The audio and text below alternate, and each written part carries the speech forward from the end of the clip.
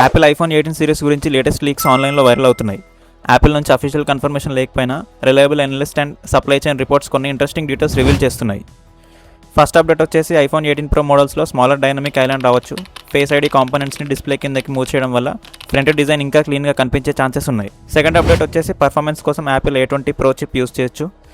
ఈ chip advanced manufacturing ప్రాసెస్తో better speed, battery efficiency and AI performance provide చేయడం టార్గెట్గా ఉందని లీక్స్ చెప్తున్నాయి.